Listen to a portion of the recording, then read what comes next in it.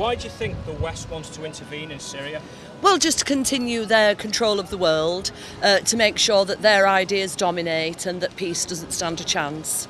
Why do you think they're keen to intervene just now? Yeah. Well, of course, I think the Syrian conflict has to be put into the context of the Arab Spring. Of course, this began in Tunisia 2.5 years ago, where the Tunisian people rose up and got rid of a dictator, Ben Ali. This then spread to Egypt, and of course that is ongoing. The Syrian people began a very similar movement from below as well 2 years ago, and obviously Assad was very, very heavy on the people. But since then, of course, because you never know who's intervening and who's supplying arms, you can't really say what's going on. But the current situation of the US and Britain and France wanting to bomb Syria is absolutely no solution. And the fact that Cameron lost the vote on Thursday night in Parliament was tremendous and very significant. It means that the Stop the War movement globally is starting to have an impact, obviously because of what happened in Iraq. Now, America and Britain, of course, have used chemical weapons in Fallujah in Iraq in 2004. That damage there to those people is absolutely permanent. Iraq hasn't recovered and can't recover while ever this particular dominant ideology, if you like, of the so-called Free West telling the East what to do and how to live. It's ideological, and I think that this is a great turning point. So we want to build on that because Obama and the French may still go ahead and bomb. Okay, so why are you against intervention in particular? It's very, very simple. More bombs won't do any good at all. Bombing a country will only bomb innocent people. It can't do anything else. It cannot claim that there are strategic surgical strikes. This has all been proven to be false as the decade has gone on since the invasion of Iraq.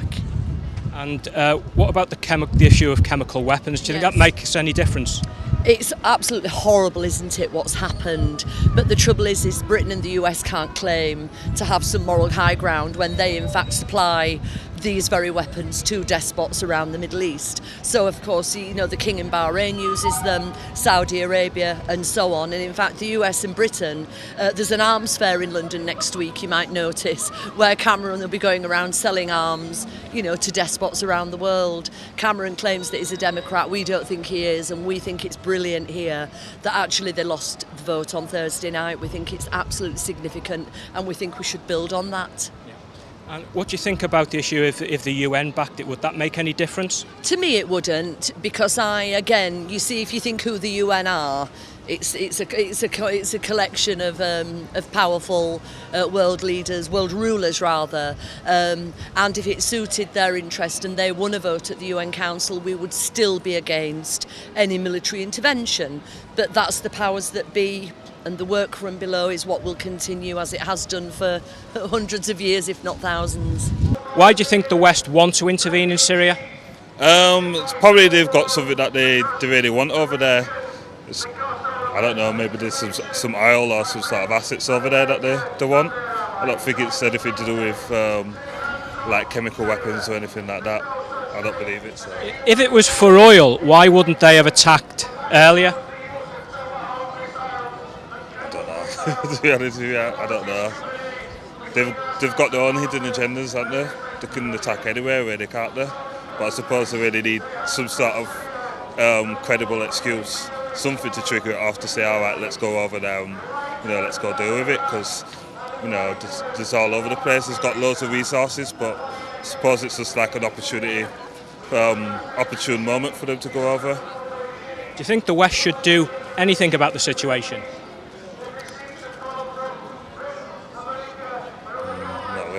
Well, there's other situations they could get involved with, really. I mean, look what happens in Africa.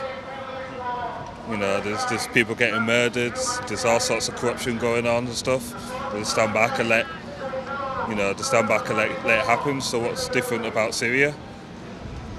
Do you think if Assad has used chemical weapons, that makes any difference?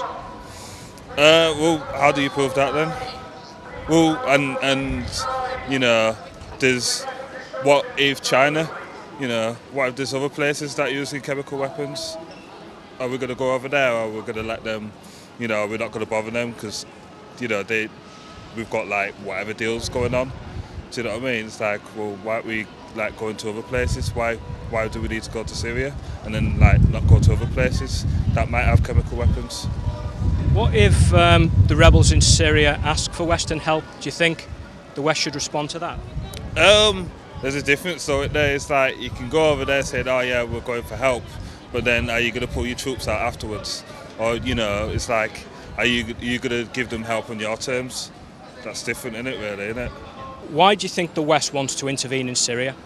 I think it's to do with seeking to promote their influence, control of money, to make money out of it, basically, to actually get power. Power comes through money, the acquisition of it, and the furthering of capitalism, isn't it? What money do you think there is for the West to make out of attacking Syria? How do they make money out of attacking them?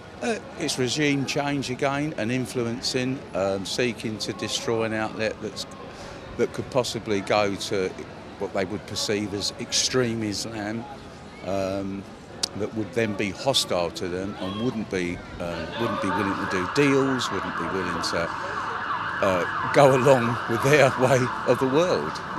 They wouldn't deal with them. They would not deal with the Western corporate America, would they? They'd have their own agenda. Why do you think they're talking about the conflict has been going on for some time? Why do you think they're talking about intervention now?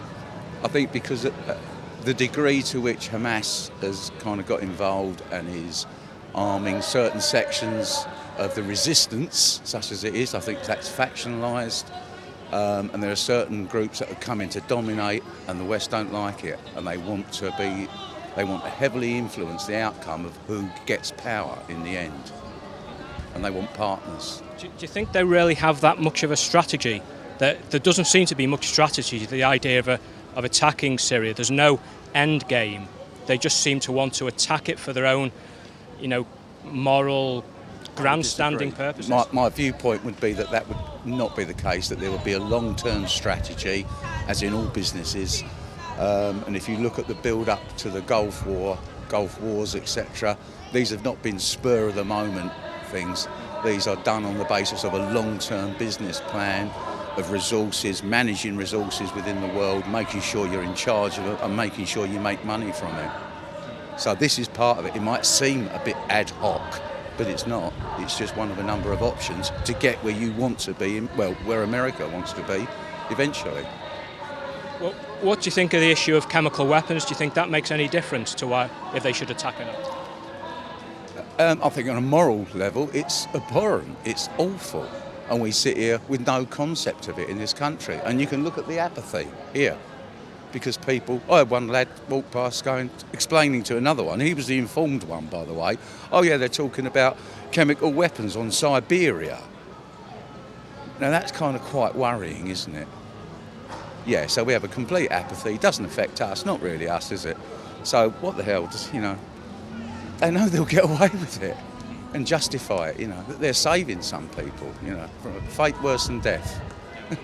So you don't see that as a red line in the sand that the West see it as? It's been crossed so many times, isn't it? It doesn't. I don't think the majority of British people worry about it, do they? If you took away their Friday, Saturday night and shut all the pubs down, they'd worry. So what about if the UN backed it? Would that make any difference? It's a tool, isn't it? It's just another. It's in the pocket. All the transnationals. So I don't think so. No.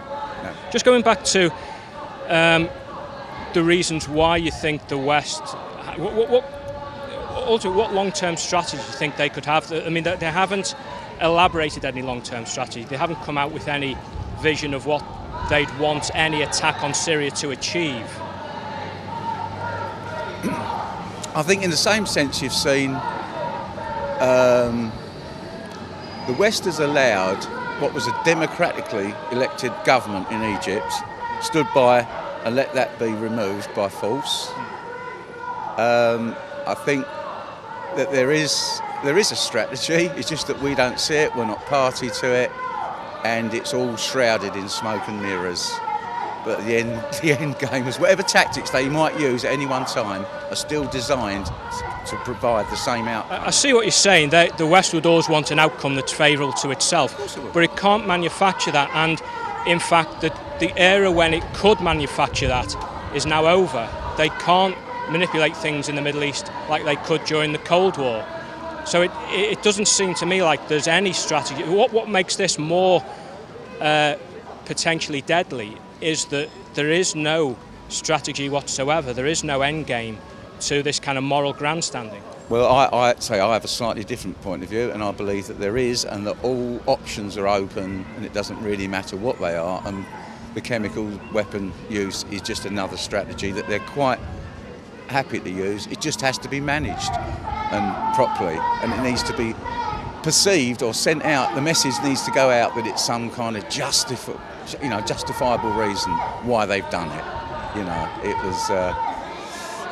I don't think morals really come into it too much. I think business is business at the end of the day, and that's what's the frightening thing.